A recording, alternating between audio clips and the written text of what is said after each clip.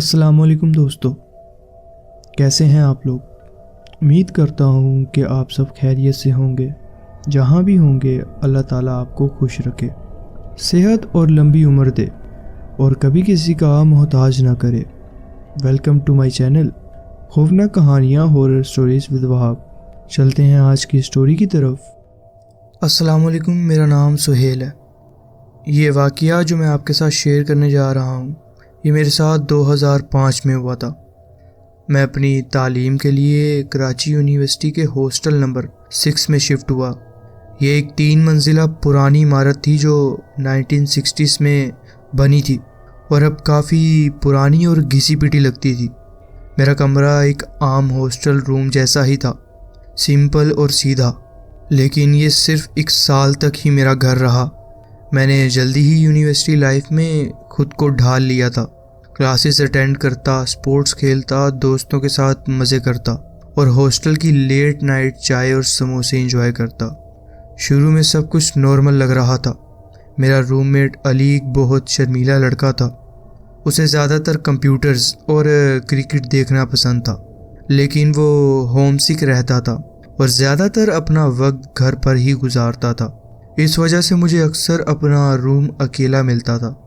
एक दिन जब मैं अपने कंप्यूटर पर असाइनमेंट लिख रहा था, अचानक मेरी गर्दन में एक ठंडी लहर सी दौड़ गई, जैसे कोई सांस ले रहा हो या कोई हवा चली हो। उसी वक्त टीवी खुद ब खुद ऑन हो गया था। मैं हैरान हो गया और थोड़ा डरा भी, लेकिन सोचा शायद मैंने रिमोट गलती से दबा दिया होगा। लेकिन फिर याद आया कि रिमोट तो मेरे बिस्तर पर पड़ा था और मैंने उसे छुआ भी नहीं था। कभी कभी मुझे अपनी खिड़की पर हल्की दस्तक सुनाई देती थी, लेकिन जब भी देखता वहाँ कोई नहीं होता था। कभी दरवाज़ा खुलता तो अचानक ज़ोर से बंद हो जाता, जैसे किसी ने जानबूझकर धक्का दिया हो या फिर कोई तेज़ हवा चल रही हो, लेकिन अंदर कोई हवा चल नहीं रही होती थी। एक दिन जब मैं क्लासेस से वापस आया तो देखा मेरा रेडियो ऑन था, जबकि मुझे पूरा यकीन था कि यूनिवर्सिटी जाते वक्त मैंने उसे बंद किया है। कभी कभी मेरी किताबें अपनी जगह से हटी होती थीं, जैसे किसी ने उन्हें छुआ हो। और एक बार मेरे क्रिकेट की कैप जो 1 हफ्ते से खो गई थी, अचानक मेरे कंप्यूटर के ऊपर पड़ी मिल गई, जैसे किसी ने जानकर वापस रखी हो। सबसे अजीब बात यह थी कि रूम में एक बहुत तेज़ परफ्यूम की बू महसूस होती थी। एक अजीब पुरानी सी खुशबू जो कभी तेज़ हो जाती और कभी धीमी। मैं और अली दोनों परफ्यूम नहीं लगाते थे और वैसे भी अली अक्सर रूम में होता ही नहीं था। फिर ये स्मेल कहाँ से आ रही होती थी। मैं हर अजीब चीज़ को इग्नोर करने की कोशिश करता, लेकिन धीरे धीरे ये सब और भी ज़्यादा अजीब होता गया। सबसे डरावना वाक़या तब हुआ जब मैं और Ali Thursday night cricket match देख रहे थे। अचानक माइक्रोवेव खुद ब खुद चालू हो गया, सिर्फ 5 सेकंड के लिए, फिर बंद हो गया। हम दोनों एक दूसरे को देखने लगे, समझ नहीं आया क्या बोले, इसलिए बिना कुछ कहे सिर्फ मैच देखते रहे। लेकिन अंदर कहीं एक अजीब सी बेचैनी महसूस हो रही थी। उस रात के बाद अली ने अपनी सुबह की क्लासेस बंक की और सीधा अपने घर चला गया, जैसे उसने कोई फैसला कर लिया हो। जब सेमेस्टर ख़त्म हुआ अली ने डिसाइड किया कि वो ये यूनिवर्सिटी छोड़ देगा। मुझे इतनी हैरानी नहीं हुई, क्योंकि मुझे पहले से ही पता था कि उसे यहाँ रहना पसंद नहीं है। फाइनल्स के बाद मैं उसकी मदद कर रहा था उसकी चीज़ें गाड़ी में रखने में, क्योंकि मेरी फैमिली अगले दिन मुझे लेने आने वाली थी। लेकिन मुझे नहीं पता था कि हॉस्टल का सबसे अजीब वाक़या अभी होना बाकी था। जब हम पार्किंग लॉट में अलविदा कह रहे थे, अली ने एक अजीब नज़र से मुझे देखा, जैसे वो कुछ कहना चाहता हो, लेकिन सोच रहा था कि कहे या नहीं। फिर उसने धीमी आवाज़ में कहा, मुझे समझ नहीं आता कि तुम इस कमरे में कैसे रह लेते हो। तुम्हें पता है मैं किसकी बात कर रहा हूँ ना। एक पल के लिए मैंने कुछ नहीं कहा, बस गहरी सांस ली और धीरे से जवाब दिया, हाँ मुझे पता है, मैं ठीक हूँ, लेकिन क्या मैं सच में ठीक था। फिर हमने हाथ मिलाया और मैंने अली को हॉस्टल से हमेशा के लिए चलते हुए देखा, जैसे वो सिर्फ हॉस्टल ही नहीं बल्कि किसी और चीज़ से भी दूर जा रहा हो। उस रात कुछ भी अजीब नहीं हुआ, سب کچھ شانت تھا، جیسے ہاسٹل بھی علی کے چلے جانے کا انتظار کر رہا ہو۔ چھٹیوں کے دوران میں نے اپنے آپ کو کنونس کر لیا کہ یہ سب صرف میرا وہم تھا، شاید تھکان، سٹریس اور تنہائی کا اثر۔ 2006 کا نیا سیمسٹر شروع ہوا اور مجھے ایک نیا روم میٹ ملا، متین، جو یونیورسٹی کی فٹ بال ٹیم کا ایک پلیئر تھا۔ متین اچھا لڑکا تھا، ہمیشہ مصروف رہتا اور زیادہ تر اپنی ٹیم کے ساتھ یا پریکٹس میں ہوتا۔ ہم ایک دوسرے سے ٹھیک ٹھاک ملتے، لیکن زیادہ بات چیت نہیں ہوتی تھی۔ مجھے لگا شاید اب ہاسٹل کی زندگی نارمل ہو جائے گی، لیکن میں غلط تھا۔ صرف ایک ہفتے بعد، بنا کسی وجہ کے، متین نے ہاسٹل چھوڑ دیا اور دوسرے روم میں شفٹ ہو گیا۔ اس نے مجھے ایک شبد بھی نہیں کہا، نہ کوئی وجہ بتائی، نہ کوئی شکایت کی۔ پھر ایک دن جب میں کلاسز سے واپس آیا تو دیکھا اس کی ساری چیزیں غائب تھیں، جیسے وہ بنا کچھ کہے جلدی میں چلا گیا ہو سکتا ہے کہ اس نے بھی کچھ محسوس کیا ہو۔ جب متین چلا گیا تو ہاسٹل میں وہی عجیب چیزیں پھر سے شروع ہو گئیں جو پہلے ہوتی تھی۔ کھڑکی پر دستک، چیزیں اپنی جگہ سے ہلنا، عجیب سی بدبو، لیکن اس بار میں ان سے ڈرنے کے بجائے ان کو عادت بنا چکا تھا، جیسے یہ سب میری ہاسٹل لائف کا ایک حصہ بن گئے ہوں۔ ایک فائدہ یہ تھا کہ مجھے سنگل روم مل گیا تھا، ڈبل روم کی ریٹ پر، اور مجھے اکیلا رہنا ویسے بھی پسند تھا، لیکن شاید میں واقعی اکیلا نہیں تھا اس روم میں۔ میں سمجھنے اور اگنور کرنے کے لیے نشہ کرنے لگا۔ ہاں، صرف 19 سال کا تھا، لیکن مجھے لگتا تھا کہ یہ سب بھولنے کا یہی طریقہ ہے۔ دھیرے دھیرے میں ان چیزوں کو نظر انداز کرنا سیکھ گیا، چاہے کتابیں اپنی جگہ سے ہلتی، اجنبی آوازیں سنائی دیتی، یا میری پسندیدہ سویٹر میرے بستر پر ملتا جبکہ میں نے اسے الماری میں رکھا ہوتا تھا۔ سب سے زیادہ ڈراؤنی بات یہ تھی کہ جب میں نیچے والی بنک پر سوتا تھا تو اوپر والے خالی بنک پر کسی کے ہلنے کی آواز آتی تھی، جیسے کوئی سو رہا ہو یا کروٹ بدل رہا ہو۔ لیکن میں یہ سب اگنور کرتا رہا۔ اپریل کے مہینے میں ایک رات یونیورسٹی میں ایک ایونٹ ہوا، جس کے بعد ہم دوست بھی باہر کچھ کھانے پینے کے لیے گئے، اور میں نے وہاں حد سے زیادہ نشہ کر لیا۔ میرے دوست محسن اور ریحان مجھے ہاسٹل تک چھوڑنے آئے۔ مجھے بستر پر لے جا کے ایک ڈسٹ بن پاس رکھ دیا تاکہ اگر الٹی آئے تو آسانی ہو۔ اس وقت مجھ میں ہوش بالکل بھی نہیں تھا۔ جیسے ہی سر بستر پر رکھا میں نیند میں ڈوب گیا تھا، لیکن اس رات مجھے ایک عجیب چیز محسوس ہوئی۔ اچانک کسی نے میرے چہرے پر ٹھنڈا پانی پھینکا۔ میں حد سے زیادہ نشے کی حالت میں تھا، لیکن جیسے ہی ٹھنڈے پانی کی چیختی ہوئی سرد لہر چہرے سے گزری میں ہوش میں آنے لگا۔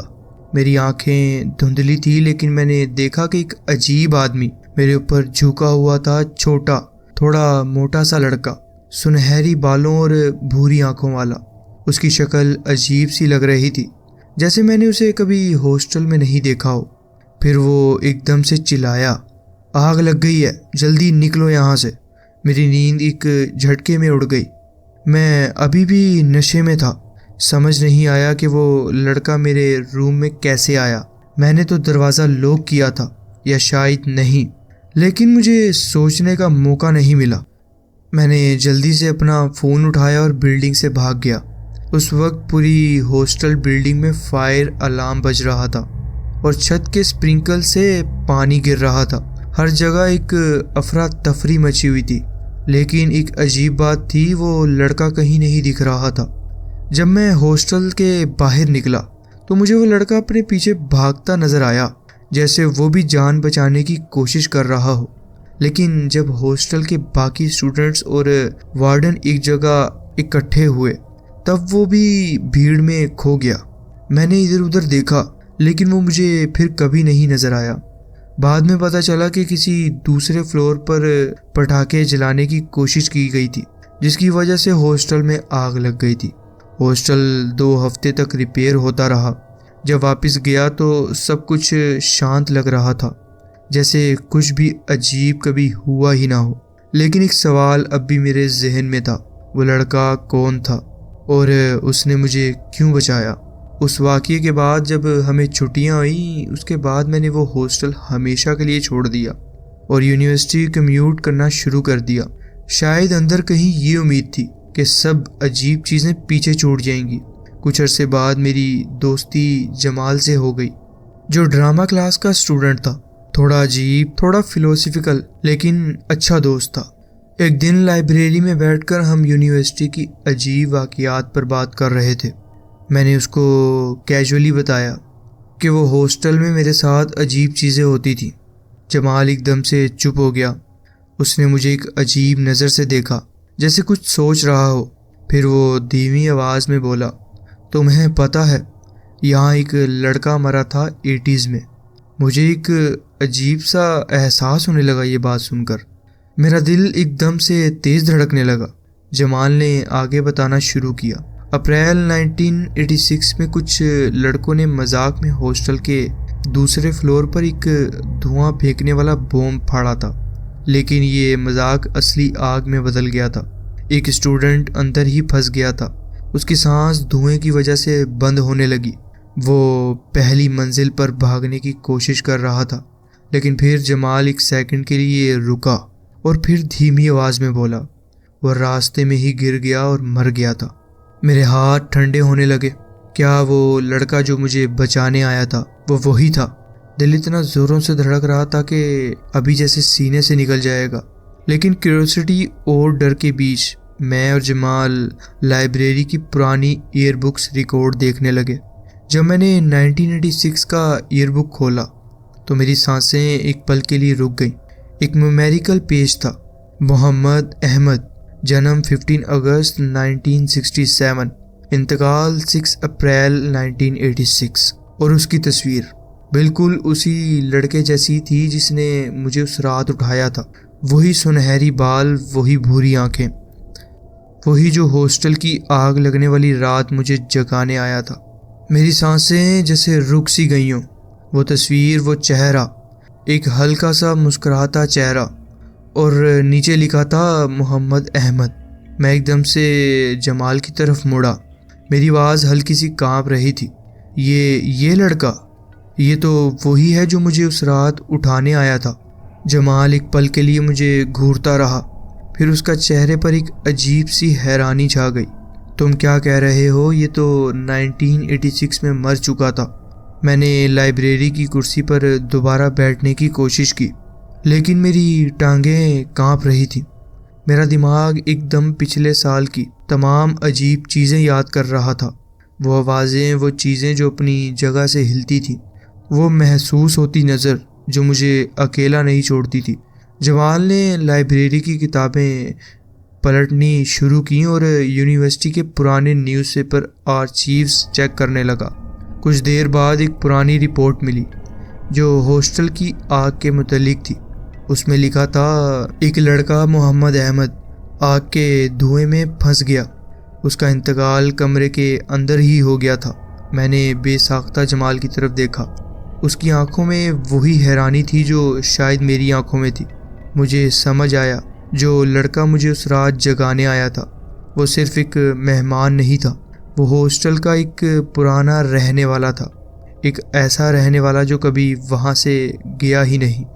میرا دماغ ایک دم جھٹکا کھا گیا۔ اس رات جب ہاسٹل میں آگ لگی تھی، وہ لڑکا مجھے مرنے نہیں دینا چاہتا تھا، لیکن ایک سوال اب بھی میرے دماغ میں تھا، محمد احمد کا اصلی کمرہ کون سا تھا؟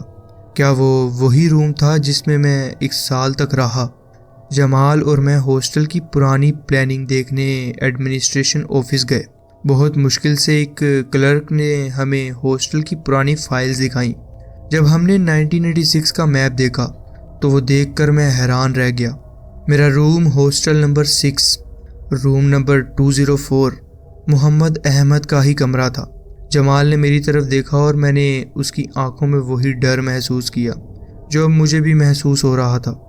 یہ صرف کچھ عجیب چیزیں نہیں تھیں، یہ صرف ایک ہورر کہانی نہیں تھی جو دوستوں کے ساتھ شیئر کی جا سکے۔